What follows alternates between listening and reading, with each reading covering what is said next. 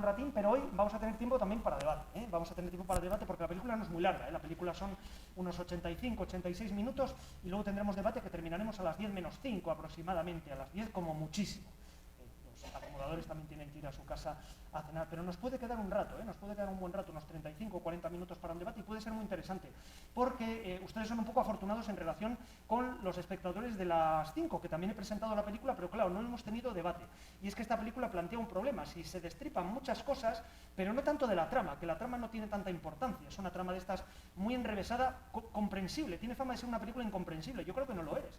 La trama es muy sencillita en realidad, no tiene demasiada importancia en relación con otros elementos puramente cinematográficos, pero como les digo, los de la sesión de las 5, lo que sucede es que, claro, no he podido dar ciertos detalles de producción de la película, de estilo incluso, de manipulaciones, que luego les puedo dar en el debate. Y claro, es interesante saberlo, pero si se sabe con anterioridad a ver la película, sí que puede condicionar un poco el visionado de la misma. Así que voy a intentar ahorrármelo en la medida de lo posible y luego lo comentamos. Porque ustedes ya saben, bueno, si son cinéfilos seguro que lo saben, que el cine de Orson Welles es 50% es lo que hacía después de rodar, es decir, la postproducción, el montaje de sonido y el montaje de imagen. Y aquí hay mucho que hablar sobre ese tema. Bien, bueno, tampoco voy a hacer una semblanza muy detallada de Orson Welles porque es un personaje realmente, no solo uno de los grandes cineastas, de los grandes artistas del siglo XX, sino que va más allá, es una de las grandes personalidades de todo el siglo XX. Pero sí es verdad que el cine es realmente donde volcó su mayor energía y su mayor entusiasmo y su mayor amor.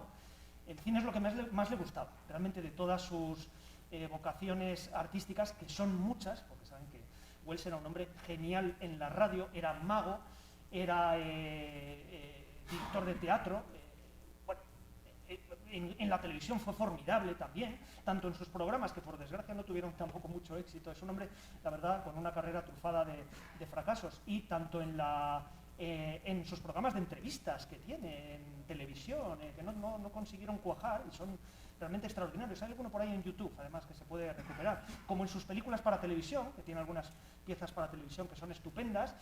En realidad era un hombre muy brillante, y luego tenía una personalidad pues tan rotunda, tan llamativa. También es un hombre que estuvo obligado, y es un poco penoso eso, estuvo obligado durante toda su vida a intentar venderse, a intentar ser el publicitario de sí mismo, pero por una serie de circunstancias que hoy seguro que quedan muy claras y que tienen que ver un poco con una personalidad muy fascinante, pero por el otro lado un poco incluso patética, triste. Bueno, cuando Orson Welles llega a Hollywood para rodar Citizen Kane, ya es una persona muy famosa, muy popular. La RKO, en el año 39, le hace un contrato. Se ha hecho hace poco una película sobre Herman Mankiewicz, que era el co-guionista de Ciudadano Kane. A mí me parece una película horrorosa, asquerosa, bordeando lo repugnante, lo digo así. Es una película claramente, parece casi una película, está hecha por Netflix, y parece casi una película hecha para ensalzar todos los sistemas de producción audiovisual actuales, del año 2020-2021. Está hecha así, para arremeter contra la figura del cineasta, ensalzando la figura del guionista, que tiene su mérito. Mankiewicz tuvo su enorme mérito. Pero la película, que saben además, seguramente los que la han visto y han leído sobre ella, que es una película que lo que hace es reafirmar las teorías de Pauline Kael, que de forma muy artera en los años 70 inició un ataque contra Orson Welles, dudando de su autoría o de los méritos en todo lo relativo a Citizen Kane, a Ciudadano Kane. Bueno, es una especie de corriente crítica que ha habido después y que a Welles le hizo muchísimo daño. Le hizo muchísimo daño a él ya desde un punto de vista personal. Hubo mucha gente que salió a defenderle a la palestra, como Peter Bogdanovich, gran amigo y gran estudioso de Welles. Bueno, esta película, ya digo, ha puesto un poco de actualidad la figura de Mankiewicz, de Herman Mankiewicz, también de Orson Welles, por lo negativo, pero habría mucho que hablar. Quizás sería interesante incluso hacer un debate sobre esta película y comentarla, porque hay mucho y bastante perturbador e inquietante que comentar sobre esta película. Pero ya digo, al margen de esto, cosa que tampoco explica muy bien la película, Orson Welles cuando llega a Hollywood realmente es una superestrella, es una persona muy famosa, saben que se ha hecho famoso con una serie de emisiones radiofónicas, la famosa de la Guerra de los Mundos, que ha provocado cierto pánico social y bueno, una historia muy bonita por otro lado y muy interesante, ¿no? Pero que ha demostrado realmente la capacidad de manipulación que tiene de la audiencia y del público Orson Welles. Entonces la RKO le ofrece una carta blanca, le dice, puedes rodar lo que quieras. Prácticamente es así, un presupuesto muy holgado, muchos medios, y Welles tenía varios proyectos y al final se decide, pues bueno, por Citizen Kane. No vamos a entrar en más descripciones porque sería muy largo y tampoco es la película de la sesión de hoy. Ciudadano Kane es una película que tiene mucho éxito de crítica y la nominan a varios Oscars y demás, pero no es un gran éxito de público. En realidad, la RKO no la lanzó tampoco bien, la lanzó con mucha fuerza al principio, pero luego no supo mantener la película. Y hace mucho daño a Orson Welles,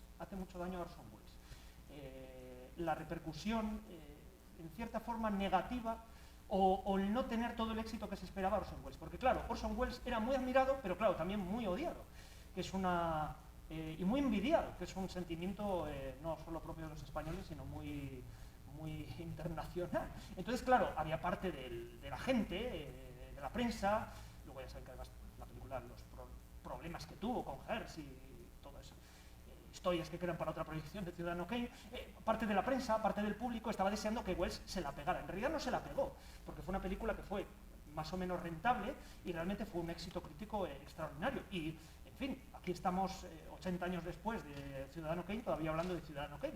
Y salen todas las votaciones siempre entre las 5 mejores, que si queda la primera, que si baja la segunda, la tercera. Bueno, no sé si es exagerado, yo desde luego no la pondría entre las mejores películas de la historia del cine si tuviese que hacer una lista de 25, por ejemplo, pero quizás sí a otras de Welles, por ejemplo, El Cuarto Mandamiento, su segunda película, me parece mucho mejor y realmente una película formidable, aunque esté también tremendamente mutilada, como buena parte de la filmografía de Orson Welles. Pero bueno, el caso es que Welles termina Ciudadano Kane y comienza la preproducción de 3 películas.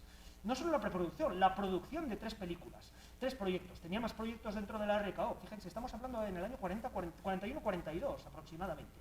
Y esto es muy importante para llegar después a La Dama de Shanghái.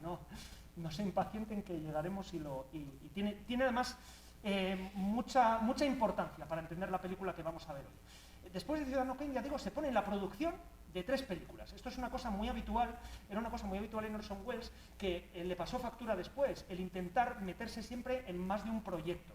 No es que él no estuviese al 100% en todos los proyectos, e incluso le podían salir bien, pero claro, las circunstancias de producción industrial del cine no favorecen esa forma de trabajo. Estos 3 proyectos, uno fue The Magnificent Ambersons, una adaptación de la novela estupenda también de Booth Tarkington. Había habido otra versión del cine mudo, muy olvidada ahora, por cierto, y se convertirá en lo que en España se llamó El Cuarto Mandamiento. Para mí la mejor película de Welles, no soy el único que lo piensa, tampoco es una idea muy original, se suele considerar. La segunda película es Journey into Fear, Estambul, se llamó en España, adaptación de una novela, también estupenda, aunque otro tipo de novela, de Eric Ambler, una novela de espionaje, también un poco de serie negra, que Orson Welles no firmó, aunque rodó parte. La firmó su colaborador y amigo Norman Foster, que formaba parte también de la Mercury Company, que era la compañía de teatro, de radio, etcétera, la productora de Orson Welles, que tenía contrato con la RKO. Y el tercer proyecto, el más desconocido, porque nunca llegó a ver la luz, pero muy importante para entender La Dama de Shanghái, es It's All True, todo es verdad. Bien. El primer proyecto, Los Ambersons, se estrenó, pero saben que con unas mutilaciones tremendas, por ejemplo, toda la parte final. Ahora, por cierto, ha salido una especie de colecta de estas, de muchos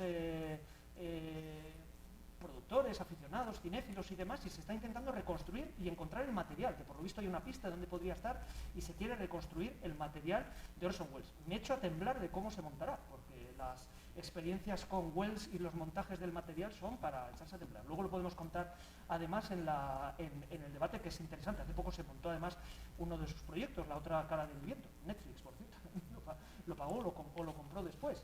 El segundo proyecto, Estambul, Journey into Fear, es una película muy divertida, pero muy menor también, en comparación con incluso con grandes obras de Hitchcock de la época, de falsos culpables y intrigas internacionales con la que puede tener algo que ver, pero bueno, es una película que está muy bien, es una especie de divertimento muy curioso y está escrita por Joseph Cotten, ya saben, era actor también de Citizen Kane y muy amigo de Wells, y tiene un papel también Orson Welles. Y el tercer proyecto es esta película que les decía, It's So True.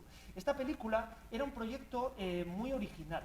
Se llegaron a rodar bastantes partes de la película, pero nunca se han visto montadas. Era un proyecto de mezcla entre ficción y documental rodado en Sudamérica, en varios países de Sudamérica. Después Wells incluso logrará rodar alguna de las partes porque hay una especie de proyecto del gobierno de los Estados Unidos de hermandad cultural con algunos países sudamericanos y le encargarán que filme algunas partes para un documental y él pensaba meterlo en este documental. Este documental, la RKO corta directamente y expulsa al Mercury y a Orson Welles de la RKO. Este documental era muy interesante, muy importante, porque mezcla tres cuestiones básicas, que son muy importantes, por ejemplo, incluso en La Dama de Shanghái. Una, la mezcla de ficción y realidad. La mezcla de ficción incluso de documental. Se van a dar cuenta en La Dama de Shanghái que hay un entramado plástico artificioso extremadamente subrayado, pero hay también muchos planos de exteriores. Hay, por ejemplo, en La Dama de Shanghái se van a dar cuenta, algunos de los planos de exteriores de San Francisco, un plano con una grúa en el que sale, cuando escapa Wells del juicio casi al final y se mete en el teatro chino, todos son escenarios reales, las calles son reales, la grúa es formidable, yo no sé qué grúa era, una Chapman de la época, que realmente no, ese tipo de grúas es raro verlas en el cine de la época, pero bueno, se van a dar cuenta, la mezcla entre el artificio y realidad. Eso estaba ya en It's So True. Otro detalle muy importante, el no rodar, o el rodar, mejor dicho, sin un guión fijo. No tanto improvisando como reescribiéndolo y sobre todo pensar que luego en el momento del montaje se pueden hacer muchas remodelaciones, se pueden hacer muchos cambios y se puede moldear la película, por así decirlo. Eso ya estaba en It's So True, de forma mucho más radical allí, porque esta no deja de ser una película industrial dentro de la Columbia. Pero aquí también hay mucho de eso. Luego lo vamos a comentar en el debate, en la charla. Y el tercer aspecto, importantísimo, pero frustrado en La Dama de Shanghái, era el montaje de sonido. Sonidos no sincrónicos, jugar mucho con el doblaje, hacer cambios, juegos de rimas sonoras y musicales. Eso está en parte frustrado en La Dama de Shanghái. Hay algo de ello, pero no es el montaje de sonido, no es de Wells. Y además se nota en algún momento. El uso de la música, por ejemplo, se van a dar cuenta que es bastante normal, bastante convencional, muy parecido a lo que se podría hacer en la época, por ejemplo, a lo que se podría hacer en Hilda, que vimos la semana pasada, que por otro lado es una película, se dieron cuenta, estupenda. Bueno, yo creo que eso queda más o menos claro. La etapa en la RKO de Wells entonces es Ciudadano Kane, It's So True, Los Andersons y Estambul. ¿Qué provoca esa etapa? Bueno, provoca una cosa paradójica.